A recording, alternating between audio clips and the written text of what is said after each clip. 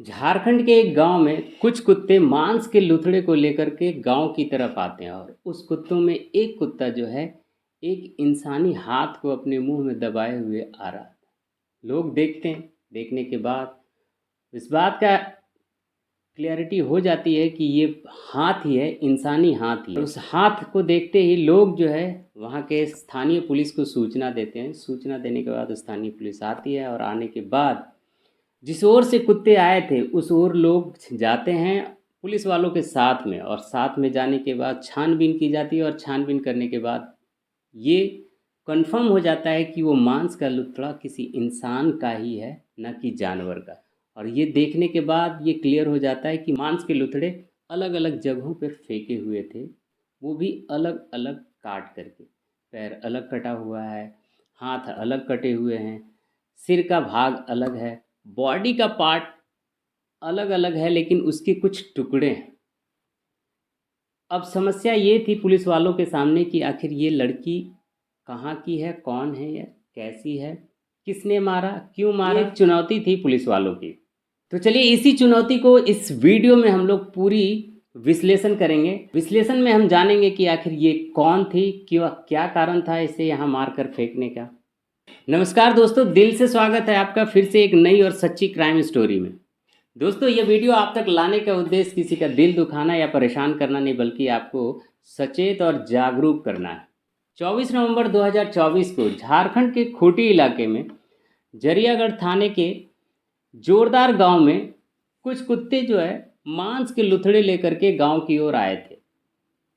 उसी कुछ कुत्तों में एक कुत्ता एक इंसानी हाथ को मुंह में दबाए हुए गांव में प्रवेश किए थे, जिसे देखकर स्थानीय लोग पुलिस वालों को इन्फॉर्म करते हैं। पुलिस पहुंचती है और छानबीन शुरू करती है। छानबीन के लिए जिस ओर से कुत्ते आए थे उसी ओर गांव के लोगों के साथ पुलिस वाले भी उसी ओर जंगल की ओर पहुंचते हैं।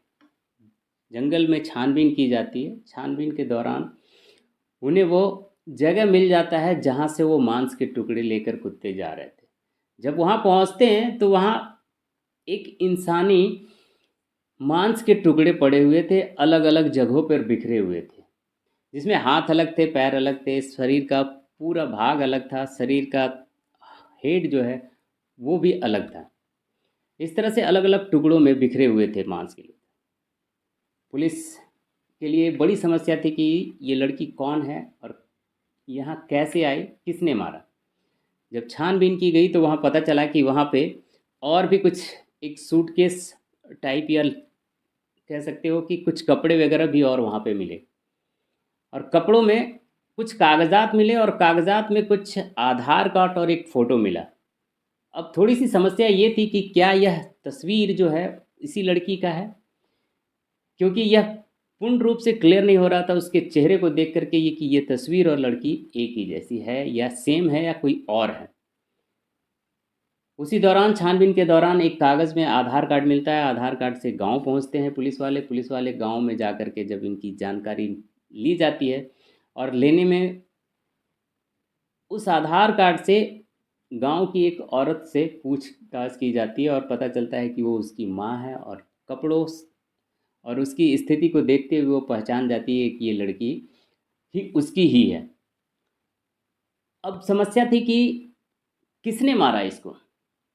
उसकी माँ बताती है कि इसका प्रेम नरेश भोंगरे नाम का लड़का से हुआ था, और वो दोनों काफ़ी दिनों तक इनसे मिला जुला करते थे, और वो अब यहाँ नहीं रहते थे। अब समस्या थी कि अब यहाँ नहीं रहते थे तो फिर लड़की आई कैसे। तो चलिए इस कहानी को पूरे डेप्थ से समझते हैं। नरेश भोंगरा और लड़की जिसका नाम था ढांगी कुमारी, ये दोनों काफ़ी दिनों से मिला जुला करते थे। इन दोनों के बीच काफ़ी गहरा प्रेम प्रसंग था। एक्चुअली लड़का नरेश का जो ननिहाल है वो लड़की के गांव में ही था। ननिहाल गांव में होने के कारण लड़का बार बार उस गांव में जाया करता था। उसी दौरान इसका प्रेम हो गया, और ये प्रेम इस तरह से परवान चढ़ा कि ये दोनों ने कुछ दिनों बाद डिसाइड किया कि लिविंग रिलेशनशिप में रहना है। इसी प्रेम प्रसंग के दौरान ये दोनों गांव से इवन राज्य से बाहर जा कर के तमिलनाडु में रहने लगे। लड़की कुछ और करती थी, लड़का भी कुछ और काम करने लगा। और लगभग ये सिलसिला 1.5 से 2 साल तक लिविंग रिलेशनशिप में रहे। लड़का जो है अपने जीवन यापन के लिए वहीं पर बेंगलोर में ही एक मीट शॉप में चिकन मटन काटने का काम करना शुरू कर दिया।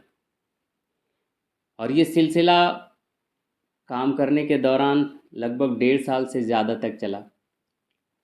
फिर कुछ दिनों बाद जो है लड़का वापस आ जाता है झारखंड रांची में। और फिर यहाँ पे कुछ दिनों रहने के बाद इसका प्रेम प्रसंग दूसरे किसी लड़की से हो जाता है, ऐसा कहते हैं। लड़का जब वापस आता है और रांची में रहने लगता है तो किसी दूसरे लड़की के साथ प्रेम प्रसंग हो जाता है और उसकी शादी भी हो जाती है।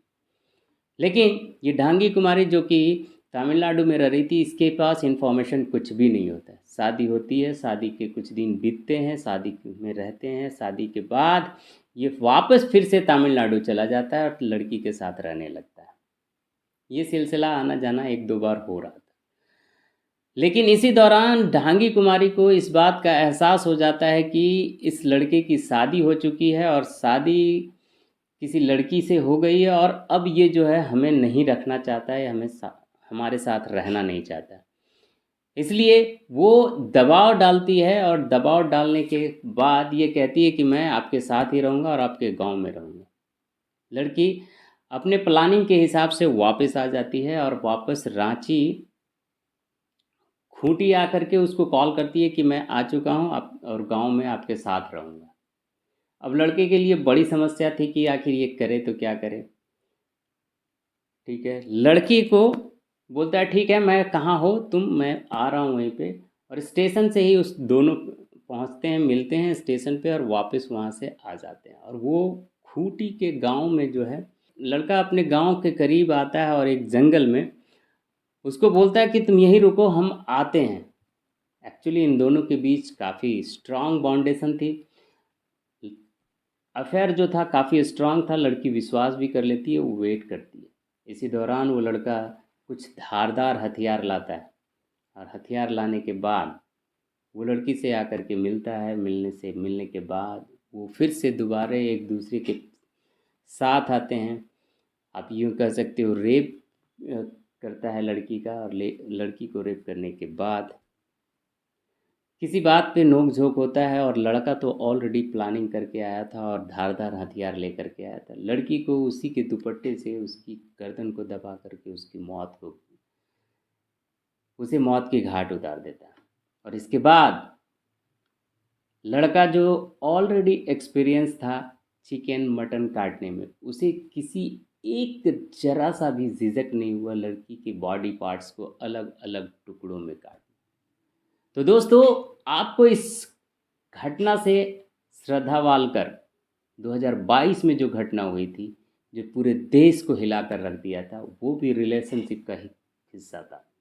और अभी रिसेंटली बेंगलोर में महालक्ष्मी का जो केस हुआ था, 59 टुकड़े किए गए थे और फ्रीज में रखा गया था। महालक्ष्मी का केस भी, वो भी लिविंग रिलेशनशिप का ही एक पार्ट था। और आज जो घटना आपको सुना रहा हूँ वो भी, यह भी रिलेशनशिप, लिविंग रिलेशनशिप का ही नेक्स्ट रिजल्ट था ये। मैं ऐसा नहीं मानता और मैं ऐसा नहीं कहता हूँ कि हर लिविंग रिलेशनशिप वाले ऐसे ही करते होंगे, लेकिन जो दिख रहा है, जो लोगों के सामने आया है, जो सच्ची घटनाएं हुई हैं, उसी के आधार पे ये मैं बता रहा हूँ कि ये तीसरा घटना काफ़ी हाईलाइटेड है। घटनाएं तो बहुत हुई होंगी लेकिन ये काफ़ी हाईलाइटेड है।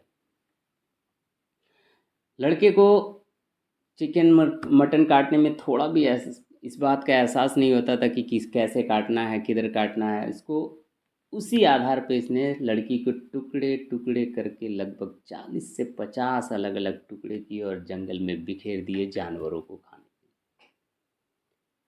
लेकिन उसने एक गलती कर दी कि जो कपड़े और उसके कुछ पार्ट्स थे और जो धारदार हथियार थे, उसने धारदार हथियार को पत्थर पे काटा था।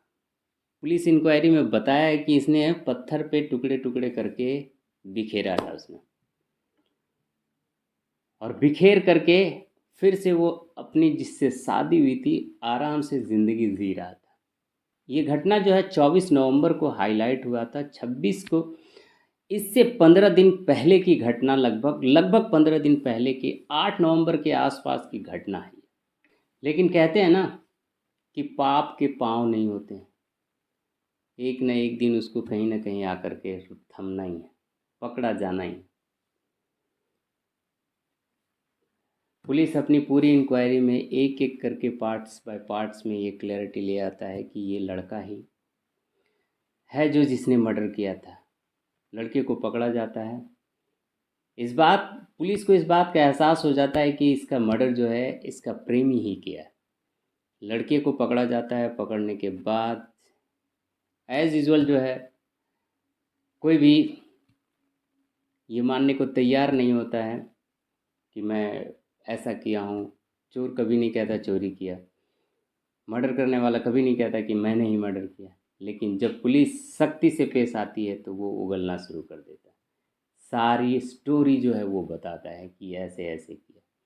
लड़का बताता है कि वो उसको रिसीव करता है। रिसीव करने के बाद जब वो वापस लेकर के आ रहा था, इस बात के लिए उसको टेंशन था कि आखिर इस लड़की को मैं अपनी पत्नी के साथ कैसे रखूँगा। इसी वजह से उस लड़की को एकांत जगह में ले जाता है, समझाने बुझाने की कोशिश करता है, लेकिन लड़की नहीं समझती है। जब नहीं समझती है तो उसका प्लानिंग होता है कि अब मैं कहता है ठीक है रुको मैं आता हूँ। लेकिन लड़की ट्रस्ट कर लेती है और करने के बाद वो जाता है, धारदार हथियार लाता है, फिर उसके साथ संभोग भी करता है। संभोग करने के बाद लड़की जब कहती है कि चलो चलते हैं, नहीं मानते हैं वो, नहीं मानती है लड़की। तो लड़के को गुस्सा आता है और फिर वो अपने प्लान के तहत उसको मर्डर करके टुकड़ों में बिखेर देता है। और फिर 26 नवंबर को पुलिस इसे गिरफ्तार कर लेती है। गिरफ्तार करके थाने में पहुंचाती है। तो अल्टीमेटली इस वीडियो को आप तक लाने का उद्देश्य कि कुछ न कुछ हमें इससे सीख मिले। तो आप बताइएगा कि इस कहानी से आपने क्या सीखा है। मिलते हैं हम लोग नेक्स्ट वीडियो में एक नए एपिसोड के साथ। तब तक के लिए अपने और अपने परिवार का ख्याल रखें। यह वीडियो देखने के लिए बहुत बहुत धन्यवाद। जय हिंद।